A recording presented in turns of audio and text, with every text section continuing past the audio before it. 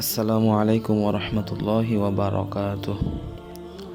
সম্মানিত বন্ধুগণ, যুগের প্রতিধ্বনিতে আপনাদেরকে স্বাগতম।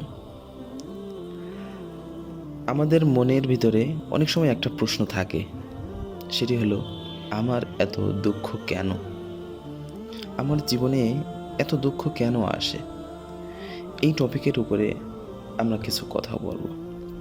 তো চলুন শুরু করা যাক।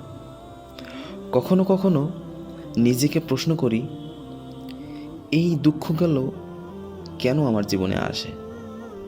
আমি তো কাউকে কষ্ট দিই না, সবাইকে ভালোবাসি, সত্য বলি, কারো হক মেরে খায় না। তবুও কেন দুঃখগুলো আমার গায়ে এসে পড়ে? হয়তো কেউ গোপনে বলে, আল্লাহ কি আমাকে ভুলে গেছেন? আমি কি তার কাছে তুচ্ছ? তাহলে কেন আমার জীবনে এত কষ্ট, এত কান্না? কিন্তু এমনটা নয় ভাই, আল্লাহ কখনোই ভুলে যান না। তোমার চোখের জলগুলো গায়েব হয়ে যায় না, এক ফোঁটা কান্নাও রেকর্ড হচ্ছে তার ফেরেশতাদের কলমে। তুমি কি জানো, রাসূল সাল্লাল্লাহু আলাইহি ওয়াসাল্লাম বলেছেন, আল্লাহ যখন কাউকে ভালোবাসেন তখন তাকে পরীক্ষা দেন। তিরমিজি শরীফের 2396 নম্বর হাদিস। তোমার এই কষ্টগুলো তোমার জন্য নয়, বরং তোমার ঈমানের প্রমাণ। তুমি কষ্ট পাচ্ছ কিন্তু পাপ মুক্ত হচ্ছ, তুমি কাঁদছ কিন্তু জান্নাতের পথ খুলে যাচ্ছে।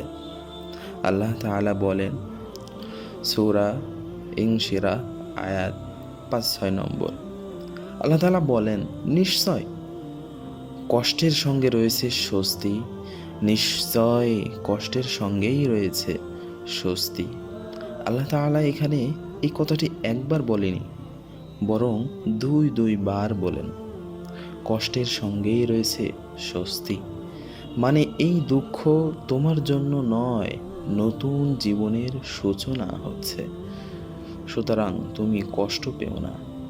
তোমার দুঃখগুলো হয়তো দুনিয়ায় কারো চোখে পড়ে না, কিন্তু আল্লাহ দেখছেন। তোমার নিঃশব্দ কান্না, রাতের নিঃশ্বাস, সবই তার জানা মতে রয়েছে।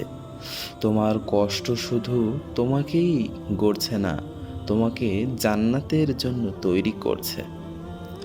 তাই সম্মানিত ভাই ও বোনেরা, হতাশ হয়ে লাভ নাই। কষ্টে থেকো কিন্তু ভেঙে পড়ো না। এই দুঃখগুলো অন্ধকারে আলোর মতো দেখাচ্ছে। এগুলো তোমার শেষ নয়, তোমার সর্বোত্তম ভবিষ্যতের সূচনা। শেষ কথা, হে আল্লাহ, আমরা এই কষ্টের মাঝে তোমার রহমতকে খুঁজে নিই। আমাকে ধৈর্য দাও, আমাকে ক্ষমা করো, এবং আমার এই চোখের জলের বিনিময়ে তুমি জান্নাত দান করো। আমিন।